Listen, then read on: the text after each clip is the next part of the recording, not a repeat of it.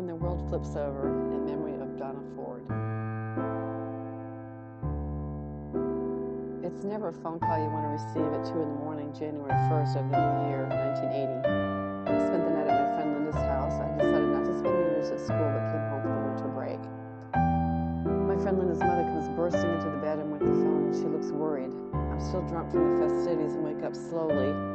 Butch, my best friend Donna's brother's voice is on the other end, asking for the phone number to her boyfriend's apartment. She's not at her place. She's with Larry. His voice sounds weird. By this time, I'm standing up next to the bed, and Linda's starting to sit up. I tell him the number, and he asks me if I'm sure. Yes, I'm sure, I said.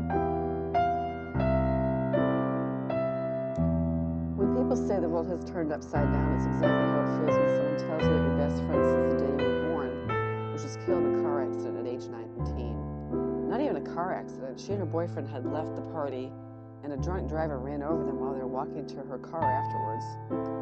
Larry's in the hospital, 2 broken legs and punctured lung, and Donna is dead. When the truck hit them, she flew into the air and hit the side of her car, breaking her neck. Her leg and nose were broken too.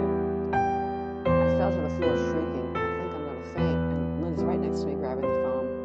I hear her asking who it is and what's going on. She starts sobbing. She knew Donna too. I somehow got the phone back, and Butch is telling me that he needed the number because his parents are staying at Larry's apartment tonight, and they're supposed to go skiing together New Year's Day. They don't know yet. The police have just left his parents' house. He's there alone. His sister's in Colorado and doesn't know yet either. I don't remember leaving the house. Linda's mother drives us over to see Butch. He shouldn't be by himself. Butch lets us in. The heat from the house melts out onto the front porch. It felt good. I was still in my pajamas and the temperature's around 20 degrees. No coat either. Butch's face is red and twisted. I feel sick to my stomach. He told me he told his parents, but he hadn't told his sister Karen yet. She lives in Colorado, and we wondered if she was still celebrating the new year. I asked him if he wanted me to sit with him while he called, and I sat down next to him on the couch and listened while Karen screamed on the other end of the line, and Butch just couldn't speak anymore. Karen's husband had the phone now and didn't know what was happening.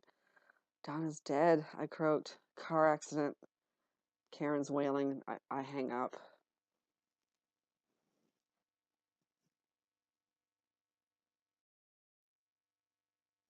The funeral was large. She was young, and the family was well liked in the town I grew up in.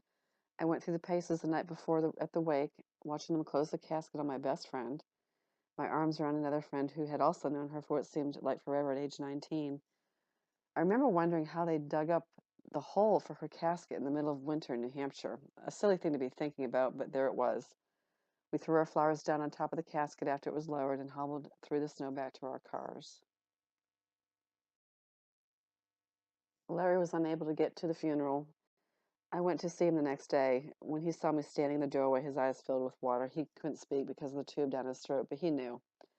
I stayed with him for a long time, just holding his hand and talking with his sister. We were both glad he was still with us. I went to his funeral 8 years ago after pancreatic cancer took his life. Small comfort to think the two might be together again, if that's even possible. I still visit her grave after all these years when I go home to see family. Her picture's always on my bureau. While she never experienced marriage, motherhood, divorce, and remarriage, she's been with me every step of the way. Getting older is a gift that not all of us are fortunate enough to have. I cry when I think of her.